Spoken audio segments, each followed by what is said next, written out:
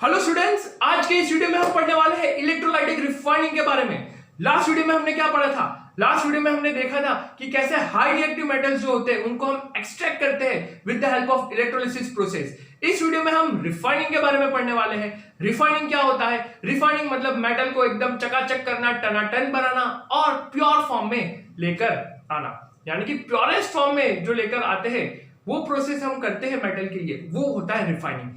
तो ये पूरा का पूरा बेस होता है इलेक्ट्रोलिसिस के ऊपर। तो चलिए देखते हैं ये कैसे रिलेट करता है इलेक्ट्रोलिसिस के ऊपर, यानी कि इलेक्ट्रोलिसिस के साथ ये कैसे कोरिलेट करता है। जैसे कि यहाँ पे बताया है based on the principle of electrolysis. अब यहाँ पे आप सेटअप देख सकते हैं, है ना। ये वेसल है हमारे पास, यहाँ पे हमने एनोड है हमारे पास, एनोड को पॉजिटिव के साथ कनेक्ट किया हुआ है, कैथोड नेगेटिव के साथ कनेक्टेड है। ये चीज बच्चा जानता है, लास्ट वीडियो में भी हम इसके बारे में पढ़ चुके हैं। अब यहाँ पे कॉपर सल्फेट का जो सॉल्यूशन है वो मेरा क्या है? इलेक्ट्रोलाइट है। वो क्या है? इलेक्ट्रोलाइट।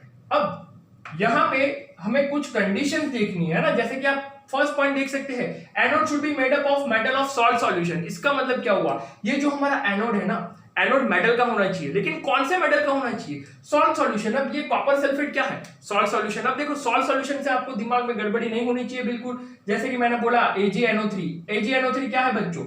ये सॉल्ट सॉल्यूशन हो गया। सपोज मैंने बोला MgSO4, MgSO4 क्या है? सॉल्ट सॉल्यूशन है। तो ये फर्स्ट पॉइंट क्या बोल रहा है? ये जो मेरा एनोड है ना वो सेम मेटल का होना चाहिए जो कि मेरे सॉल्ट सॉल्यूशन में प्रेजेंट है। जैसे कि अगर मैं सिल्वर नाइट्राइड जो है वो मेरा इलेक्ट्रोलाइट है, तो मेरा एनोड किसका बना होना चाहिए? सिल्वर का बना होना चाहिए। अगर मेरा मैग्नीशियम सल्फेट इलेक्ट्रोलाइट है तो मेरा एनोड किसका बना होना चाहिए? मैग्नीशियम का बना होना चाहिए। अगर यहाँ पे मैग्नीशियम सल्फेट है और मेरा जो एनोड है वो कॉपर से बना है या एल्यूमिनियम से बना है या सिल्वर से बना है या कोई अदर मेटल से बना है, तो ये प्रोसेस जो है वो नहीं हो पाएगा। अरे ये प्रोसेस नहीं हो पाएगा। दिमाग में ये चीज बिठा लो, दिमाग में ये चीज बिठा लो कि एनोड जो है वो सेम मेटल का होना चाहिए जो कि सॉल्ट सॉल्यूशन में प्रेजेंट हो। सॉल्ट सॉल्यूशन में जो प्रेजेंट हो वही मेटल का एनोड होना चाहिए। बहुत बढ़िया। अब आप देख सकते हो ये कैथोड स्ट्रिप है, ठीक है। छोटा सा एनोड बड़ा है, कैथोड छोटा है। रीजन भी पता चलेगा आपको। सेकंड पॉइंट है impure metal at anode. Anode में हम क्या रखते हैं? इम्प्योर मेटल रखते हैं, और प्योर मेटल जो है वो हमें कहां पे मिलता है? कैथोड पे। इसका मतलब ये हमारा एग्जांपल में कॉपर सल्फेट जो है मेरा सॉल्यूशन है, कॉपर सल्फेट सॉल्यूशन है, तो कॉपर जो होगा इम्प्योर एनोड पे आएगा, और प्योर कॉपर जो कि मैं एक्सट्रैक्ट करूंगा, ठीक है, रिफाइन होकर आएगा, वो कहां पे आएगा? कैथोड पे आएगा। बहुत बढ़िया। अब देखते हैं इसमें रिएक्शंस क्या होते हैं। जैसे ही मैंने स्विच ऑन किया, करंट फ्लो होना शुरू हुआ, तो क्या रिएक्शन होते हैं? यहाँ पे रेडॉक्स रिएक्शंस होते हैं। रेडॉक्स रिएक्शंस के बारे में हमने पढ़ा हुआ है, इलेक्ट्रोलिसिस में भी ये चीज आई हुई है। चलिए देखते हैं एनोड में क्या चीज होती है और कैथोड में क्या होता है। अब आप देख के बता सकते हो यहाँ पे क्या हो रहा है? ऑक्सीजन लूज हो रहा है, ठीक है। सॉरी, ऑक्सीजन नहीं, इलेक्ट्रॉन लूज हो रहा है यहाँ पे। तो ये क्या हो जाएगा? यहाँ पे ऑक्सीडेशन। क्या हो जाएगा? लूजिंग ऑफ इलेक्ट्रॉन को हम क्या बोलते हैं? ऑक्सीडेशन। और यहाँ पे कैथोड पे क्या हो रहा है? रिडक्शन। कैथोड पे क्या हो रहा है? रिडक्शन। क्यों? क्या? क्योंकि यहाँ पे इलेक्ट्रॉन गेन हो रहा है। फाइन। अब क्या कहानी होती है?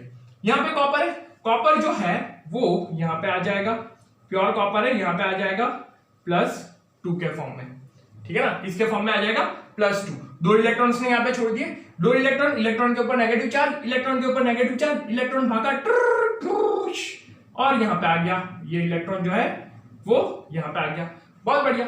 अब ये कॉपर जो यहाँ पे प्रेजेंट था, है ना, Cu से ये Cu2+ बना।